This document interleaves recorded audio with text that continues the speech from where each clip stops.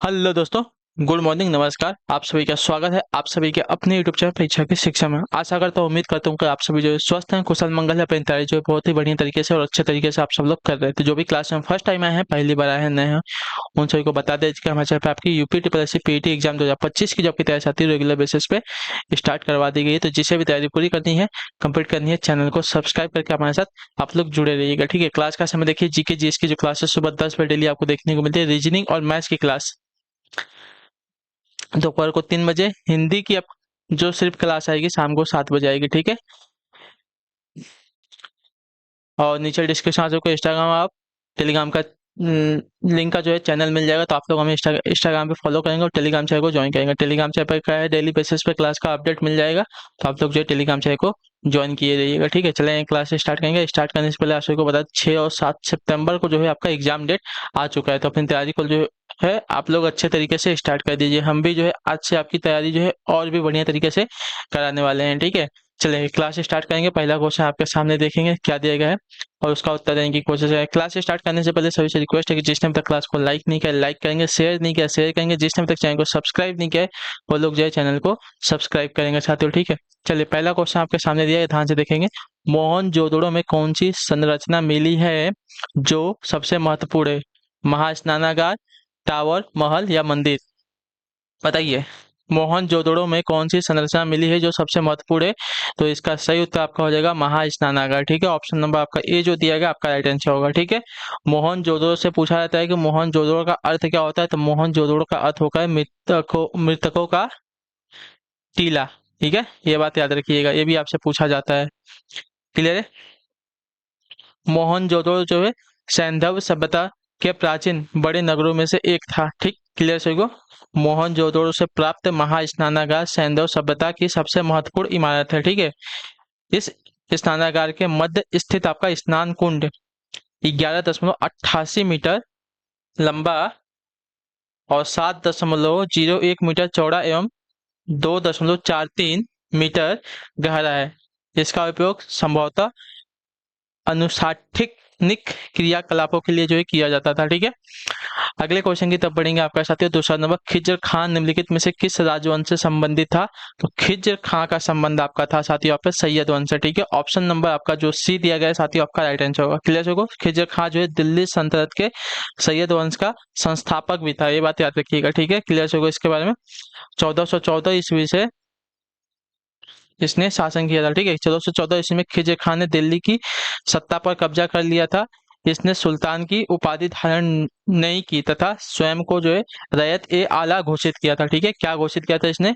रैयत ए आला इसने घोषित किया था। ठीक है, सुल्तान की उपाधि इसने धारण नहीं की थी, ये बात याद रखिएगा। ठीक है, अगले क्वेश्चन की तरफ बढ़ेंगे। तीसरा नंबर पूछा गया आपका, ईस्ट इंडिया कंपनी कब स्थापित की गई थी? बताइए, ईस्ट इंडिया कंपनी को स्थापित कब किया गया था? तो ईस्ट इंडिया कंपनी की स्थापना आपकी 1600 ईस्वी में हुई थी। ठीक है, ऑप्शन नंबर आपका सी वाला राइट होगा। ठीक है, क्लियर हो इसके बारे में। ब्रिटिश ईस्ट इंडिया कंपनी की स्थापना 31 दिसंबर 1600 ईस्वी में हुई थी। ठीक है, चलिए अगले क्वेश्चन की तरफ बढ़ेंगे। चौथा नंबर प्रश्न आपका पूछा गया है, किसके शासनकाल में रुपए का सिक्का भारत में प्रथम बार ढाला गया था? बताइए, किसके शासनकाल में भारत में रुपए का सिक्का जो है प्रथम बार ढाला गया था? तो इसका राइट आंसर हो जाएगा शेरशाह सूरी के शासनकाल में। ठीक है, बहुत ही इंपॉर्टेंट क्वेश्चन है आपका, ऑप्शन नंबर सी राइट होगा। ठीक है, शेरशाह सूरी के शासनकाल में रुपए का सिक्का भारत में सर्वप्रथम ढाला गया था। ठीक है, क्लियर सभी को? चलिए, शेरशाह सूरी जो है सूर साम्राज्य का संस्थापक था। ठीक, क्लियर है? चलिए, और इसके बचपन का नाम आपका फरीद खान था। क्या था? बचपन का नाम इसका जो था फरीद खान था। अगला क्वेश्चन आपका 5वां नंबर, उत्तर दीजिएगा राइट आंसर। थार के राजा भोज, ठीक है, थार के राजा भोज निम्नलिखित में से कौन से राजवंश से संबंधित थे? तो इसका राइट आंसर हो जाएगा परमार वंश। ठीक है, ऑप्शन नंबर आपका ए राइट होगा। थार के राजा भोज परमार वंश से संबंधित थे। इस वंश का संस्थापक आपका उपेंद्र राज था। ठीक है, उपेंद्र राज याद रखिएगा, इस वंश का उपेंद्र राज जो है संस्थापक था। अगला क्वेश्चन आपका 6 नंबर सामने दिया गया, किसने जो है इंडियन नेशनल आर्मी यानी कि आईएनए की संगठित की थी, स्थापना की थी? बताइए, किसने जो है इंडियन नेशनल आर्मी की स्थापना की थी, संगठित की थी? तो इसका राइट आंसर हो जाएगा साथियों सुभाष चंद्र बोस ने। ठीक है, ऑप्शन नंबर आपका बी राइट होगा। ठीक है, इंडियन नेशनल आर्मी की स्थापना कैप्टन मोहन सिंह ने सितंबर 1942 में सिंगापुर पे की थी और 1943 में इसका नेतृत्व जो है सुभाष चंद्र बोस को सौंपा गया। ठीक है, सुभाष चंद्र बोस ने इसको पुनर्गठित किया जुलाई 1944 को बर्मा में भारतीय राष्ट्रीय सेना की उत्प्रेरित करने के लिए इन्होंने तुम मुझे खून दो मैं तुम्हें आजादी दूंगा का नारा दिया था। ठीक है, क्वेश्चन नंबर 7 है स्वाभिमान आंदोलन किसके द्वारा शुरू किया गया था? बताइए, स्वाभिमान आंदोलन जो है किसके द्वारा शुरू किया गया था? तो स्वाभिमान आंदोलन शुरू किया गया था आपका रामास्वामी नायकर के द्वारा। ऑप्शन नंबर आपका सी राइट होगा। ठीक है, क्लियर सभी को? स्वाभिमान आंदोलन जो है रामास्वामी नायकर द्वारा शुरू किया गया आंदोलन था। ठीक, क्लियर? कब हुआ था ये? 1925 ईस्वी में। ठीक है, ये बात याद रखिएगा। अगला प्रश्न आपके सामने दिया गया है 8वां नंबर। 1857 के स्वाधीनता संग्राम में राव तुलाराम ने किस क्षेत्र में अंग्रेजों का मुकाबला किया था? बताइए, 1857 के स्वाधीनता संग्राम में राव तुलाराम ने किस क्षेत्र में अंग्रेजों का विरोध किया था, मुकाबला किया था? तो इसका राइट आंसर आपका हो जाएगा साथियों नारनौल और रेवाड़ी में। ठीक है, नारनौल और रेवाड़ी में जो है 1857 के विद्रोह का सामना किया था अंग्रेजों का राव तुलाराम ने। ठीक है, कहाँ कहाँ पे? तो नारनौल और रेवाड़ी में। ठीक है, तो ऑप्शन नंबर आपका ए राइट होगा। ठीक, अगला प्रश्न आपका दिया गया क्वेश्चन नंबर 9 है वर्ण का जाति से कोई लेन देन नहीं है, यह किसने कहा था? बताइए, वर्ण का जाति से कोई लेन देन नहीं है, यह किसने कहा था? तो यह कहा था साथियों महात्मा गांधी ने। ठीक है, ऑप्शन नंबर आपका सी राइट होगा। ठीक है, वर्ण का जाति से कोई लेन देन नहीं है, यह कहा था आपका महात्मा गांधी जी ने। ऑप्शन नंबर सी आपका राइट है। अगले क्वेश्चन की तरफ बढ़ेंगे। आपका है 10वां, कलाम ए नैरंग किसके द्वारा लिखी कविताओं का संकलन है? बताइए, कलाम ए नैरंग किसके द्वारा लिखी कविताओं का संकलन है? तो इसका राइट आंसर आपका हो जाएगा साथियों सैयद गुलाम भीख का। ठीक है, ऑप्शन नंबर आपका ए राइट होगा। क्लियर होगा इसके बारे में? कलाम ए नैरंग जो है सैयद गुलाम भीख द्वारा लिखी गई कविताओं का संकलन है। ठीक है, चलिए अगला प्रश्न देखा जाएगा आपका 11 नंबर। सूर्य के सबसे निकटतम ग्रह कौन सा? बताइए, सूर्य के सबसे निकटतम वाला ग्रह कौन सा है? बुध एवं मंगल, बुध एवं शुक्र, पृथ्वी एवं बुध एवं वरुण। तो देखिए इसका राइट आंसर हो जाएगा बुध एवं शुक्र। ठीक है, ऑप्शन नंबर आपका बी राइट होगा। ठीक है, क्लियर होगा इसके बारे में? सूर्य के सबसे निकटतम ग्रह आपका बुध एवं शुक्र है, ये दोनों ग्रह सूर्य की परिक्रमा करते हैं। ठीक है, क्लियर सभी को इसके बारे में?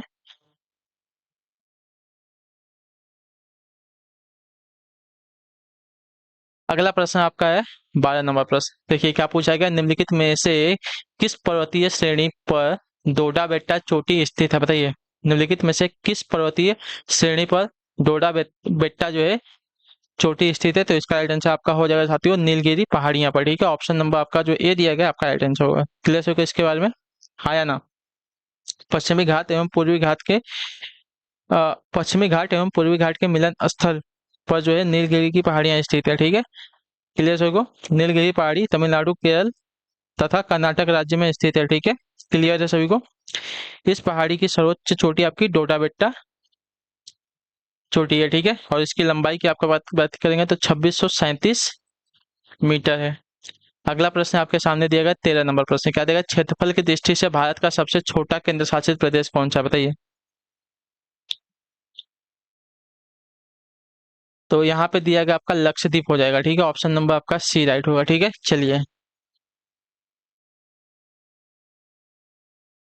क्लियर है? वर्तमान समय में भारत में 8 केंद्र शासित प्रदेश है। दिए गए विकल्पों में से सबसे छोटा आपका केंद्र शासित प्रदेश लक्षद्वीप है।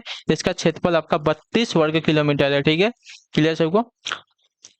आपके कौन कौन से केंद्र शासित प्रदेश है, सभी को नाम पता है? नहीं पता है तो नोट कीजिए। देखिए, दिल्ली है, चंडीगढ़ है, लक्षद्वीप है, अंडमान निकोबार द्वीप समूह है, दादर नगर हवेली है एवं दमन दीव है, पांडिचेरी है, जम्मू कश्मीर है और आपका लद्दाख है। ठीक है, चलिए अगला है आपका साथियों 14 नंबर प्रश्न। यदि पृथ्वी पर कोई वायुमंडल नहीं होता तो आकाश कैसा दिखाई पड़ता? तो काला दिखाई पड़ता। ठीक है, ऑप्शन नंबर आपका बी राइट होगा। ठीक है, क्लियर को? यदि पृथ्वी पर वायुमंडल का अस्तित्व नहीं होता तो आकाश आपका काला दिखाई पड़ता। ठीक है, वायुमंडल अनेक गैसों एवं जलवाष्प का मिश्रण है, जो कि पृथ्वी का वायुमंडल की उपस्थिति के कारण ये सूर्य के प्रकाश की किरणें पृथ्वी पर रोक ली जाती हैं। इस वायुमंडल के कारण प्रकाश की किरणों का प्रकीर्णन यानी कि छितरा हो जाता है, जिससे आकाश चमकीला दिखाई देता है। ठीक है, चलिए अगला आपका 15 नंबर प्रश्न, उत्तर दीजिएगा राइट आंसर का। नदी डॉल्फिन के संबंध में निम्नलिखित पर विचार कीजिए। ठीक है, नदी डॉल्फिन के संबंध में निम्नलिखित पर विचार कीजिए। तो देखिए, यह गंगा ब्रह्मपुत्र नदी की घाटी में पाई जाती है, सही बात है। उसका स्थानीय नाम आपका सुइस है, ये भी सही है। यह एक आंध्र प्रजाति है, ये भी आपका सही है। ठीक है, यानी कि उपरोक्त तो सभी आपके राइट हो जाएगा।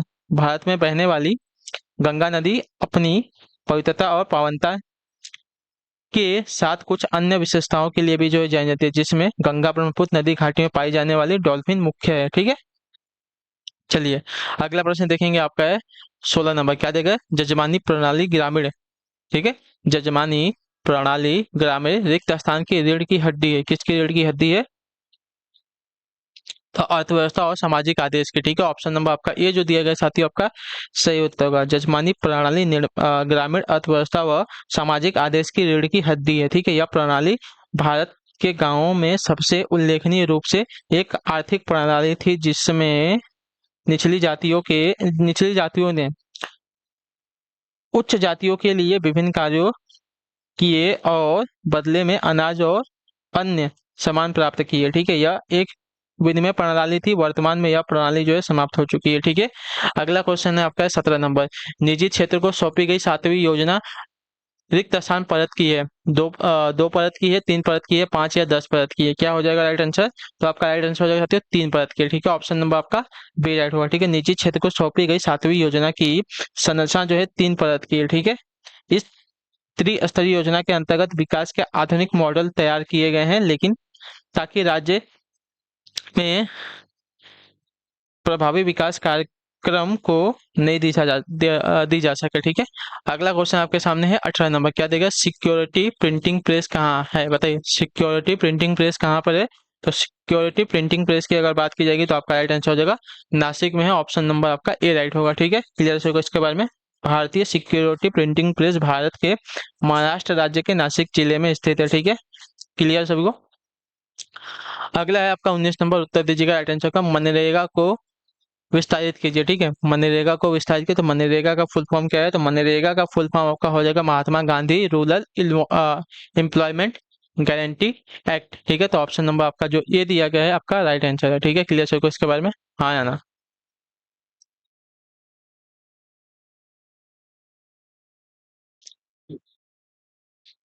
क्लियर है, मनरेगा को फुल फॉर्म पता चल गया, Mahatma Gandhi rural employment guarantee act है। ठीक है, इस योजना की शुरुआत आपकी 2 फरवरी 2006 को हुई थी। ठीक है, 2 फरवरी 2006 में जो है इसकी शुरुआत हुई थी।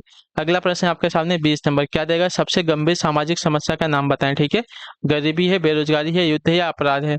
तो इसका राइट आंसर हो जाएगा साथियों गरीबी है। ठीक है, ऑप्शन नंबर आपका ए जो दिया गया आपका राइट आंसर होगा। सबसे गंभीर सामाजिक समस्या का नाम आपका जो है गरीबी है। ठीक है, तो ऑप्शन नंबर आपका ये जो दिया गया आपका राइट आंसर होगा। ठीक है, अगला प्रश्न आपके सामने दिया गया, ध्यान से देखेंगे, क्या दिया गया है, 21 नंबर, वित्त आयोग।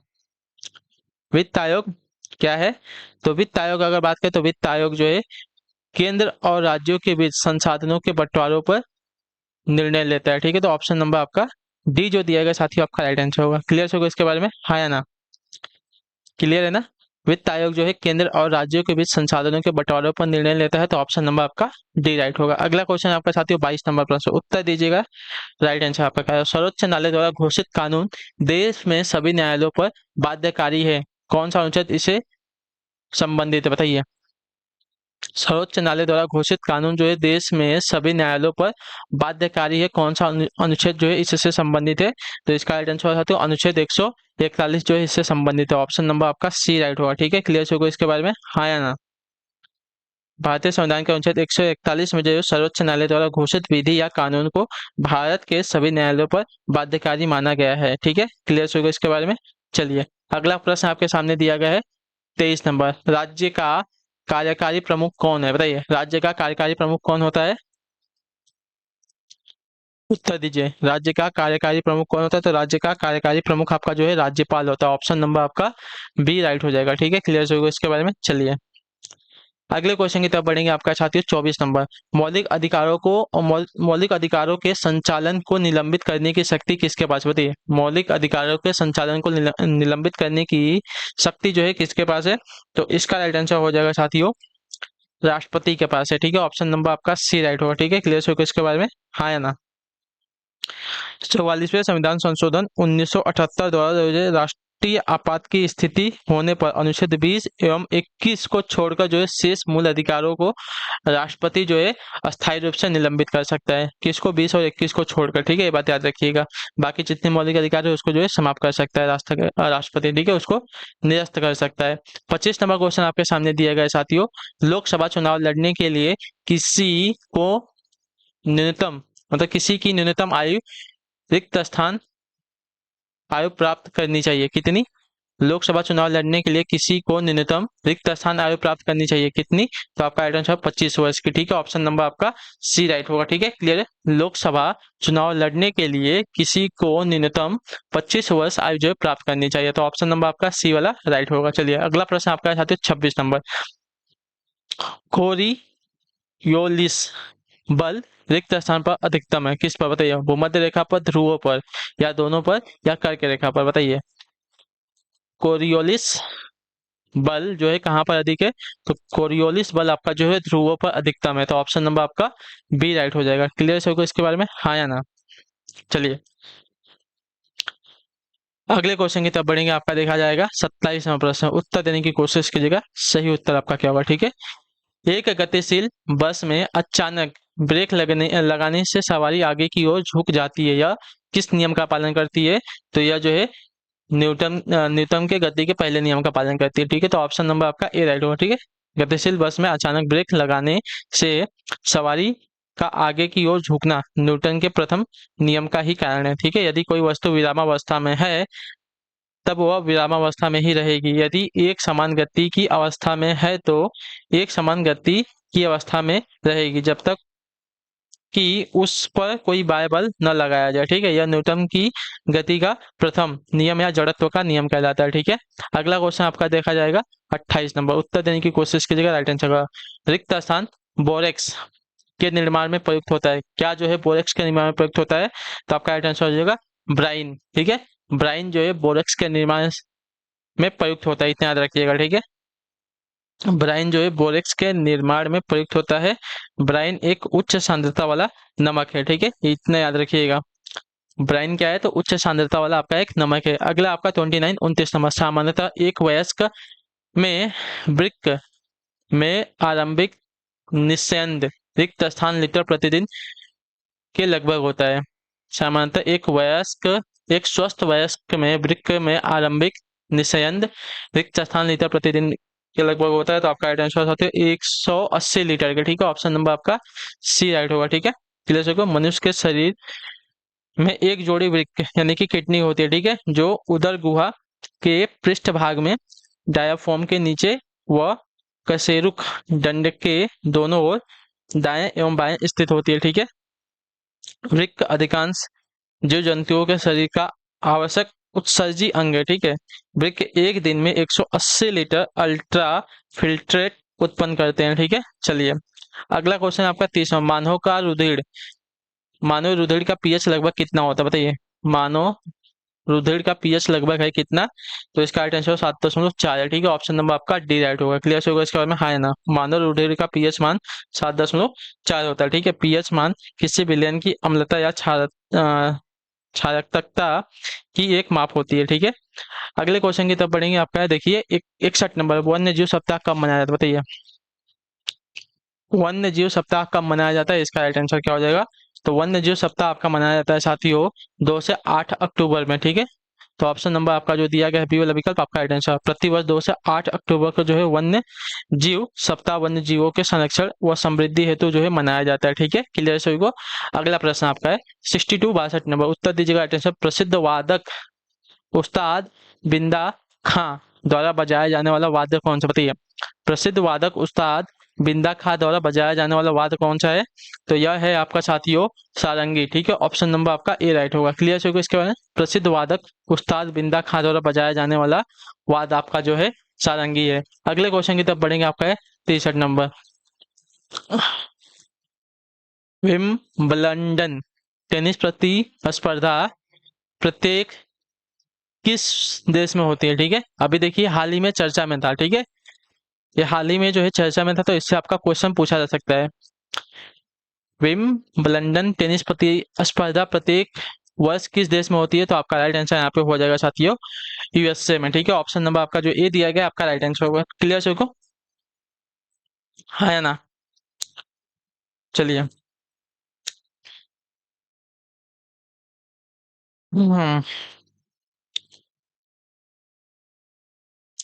अगला प्रश्न देखेंगे, आपका 64 नंबर। उत्तर दीजिएगा, राइट आंसर हो जाएगा। रिक्त स्थान ने गूगा कथा के संस्करण को एकत्रित करने और भारतीय पुरातत्व में प्रकाशित करने में योगदान दिया। किसने दिया था? तो आपका राइट आंसर हो जाता है यहाँ पे विलियम क्रूक ने। ठीक है, ऑप्शन नंबर आपका बी राइट होगा। गेगा या गूगा कथा के एक संस्करण को एकत्रित करने एवं भारतीय पुरातत्व में प्रकाशित करने में विलियम क्रूक का अविस्मरणीय योगदान है। ठीक है, क्लियर सभी को? चलिए अगले क्वेश्चन की तरफ बढ़ेंगे, आपका है 65 नंबर। उत्तर दीजिएगा, राइट नई दिल्ली स्थित राष्ट्रपति भवन उद्यान यानी कि मुगल गार्डन की अभिकल्पना किसने की थी? बताइए। तो आपका राइट आंसर हो जाएगा साथियों सर एडविन लुटियंस ने। ठीक है, ऑप्शन नंबर आपका ए राइट होगा। क्लियर से होगा इसके बारे में? नई दिल्ली स्थित राष्ट्रपति भवन उद्यान की अभिकल्पना सर एडविन लुटियंस ने की थी। ठीक है, यह उद्यान राष्ट्रपति भवन के पीछे स्थित है, जिसे मुगल गार्डन के नाम से भी जाना जाता है। ठीक है, राष्ट्रपति भवन का उद्यान प्रति वर्ष फरवरी में जन साधारण हेतु खुलता है। ठीक है, अगला क्वेश्चन आपका 66 number. Champion of the earth पुरस्कार किसके द्वारा प्रस्तुत किए जाते हैं? बताइए। चैंपियन ऑफ द अर्थ पुरस्कार जो है किसके द्वारा प्रस्तुत किए जाते हैं? तो प्रस्तुत किए जाते हैं साथियों आपका यूएनईपी के द्वारा। ठीक है, ऑप्शन नंबर आपका सी राइट होगा। क्लियर से को? संयुक्त राष्ट्र पर्यावरण कार्यक्रम द्वारा जो है वर्ष 2025 में स्थापित चैंपियन ऑफ द अर्थ पुरस्कार पर्यावरण के क्षेत्र में अद्वितीय योगदान के लिए जो है दिया जाता है। ठीक है, क्लियर से इसके बारे में? अगला प्रश्न देखेंगे, आपका है 67 नंबर। एशियन ड्रामा के लेखक कौन है? बताइए। एशियन ड्रामा के लेखक कौन है? तो एशियन ड्रामा के लेखक की अगर बात की जाएगी तो आपका राइट आंसर होगा गुरनार मिर्डाल हो जाएगा। ठीक है, ऑप्शन नंबर आपका सी राइट होगा। ठीक है, एशियन ड्रामा के लेखक आपके गुरनार मिर्डाल, तो ऑप्शन नंबर सी जो दिया गया साथियों आपका राइट आंसर। अगले क्वेश्चन की तरफ बढ़ेंगे, आपका 68 नंबर 68 नंबर। मणिपुर की आयरन लेडी के नाम से किससे जाना जाता है? बताइए। मणिपुर की आयरन लेडी के नाम से किससे जाना जाता है? तो मणिपुर की आयरन लेडी के नाम से जाना जाता है आपका इरोम शर्मिला को। ठीक है, ऑप्शन नंबर आपका जो डी दिया गया आपका राइट आंसर होगा। ठीक है, मणिपुर की आयरन लेडी के नाम से इरोम चानू शर्मिला को जो है जाना जाता है, तो ऑप्शन नंबर आपका डी राइट होगा। क्लियर सर को? चलिए अगले क्वेश्चन की तरफ बढ़ेंगे। 69 नंबर। उत्तर देने की कोशिश है। गुट निरपेक्ष यानी कि NAM देशों का प्रथम शिखर सम्मेलन कहाँ आयोजित हुआ था? तो यह आपका आयोजित हुआ था साथी यहाँ पे बेलग्रेड में। ठीक है, ऑप्शन नंबर आपका ये जो दिया गया साथी आपका राइट आंसर होगा। ठीक है, गुट निरपेक्ष देशों का प्रथम शिखर सम्मेलन वर्ष 1961 में बेलग्रेड में आयोजित किया गया था, तो ऑप्शन नंबर आपका ए जो दिया गया साथी आपका राइट आंसर होगा। ठीक, क्लियर सर को? अगला प्रश्न देखेंगे, आपका 70 नंबर। क्या दिया गया है? लोकसभा के पहले स्पीकर कौन थे? बताइए। लोकसभा के पहले स्पीकर कौन थे? तो लोकसभा के पहले स्पीकर आपके जीवी मावलंकर थे। ठीक है, याद रखिएगा, बहुत इंपॉर्टेंट क्वेश्चन आपसे पूछा जा सकता है। ठीक है, वर्ष 1952 से 1956 तक जो है इनका कार्यकाल था लोकसभा स्पीकर के तौर पर। ठीक है, अगले क्वेश्चन की तरफ नहीं बढ़ेंगे क्योंकि यहीं पे आपकी जो क्लास है आज की कंप्लीट हो गई। उम्मीद करता हूँ आपको क्लास जो अच्छी लगी, पसंद है तो अपना फीडबैक जो है क्लास का नीचे कमेंट में। क्लास अच्छी लगी क्लास को लाइक करेंगे, चैनल पहले चैनल को सब्सक्राइब करेंगे। हम आपसे मिलते हैं आपकी अगली क्लास है, तब तक के लिए टाटा बाय बाय, जय हिंद जय भारत। आपसे क्लास से जुड़ने के लिए बहुत बहुत ही धन्यवाद साथियों।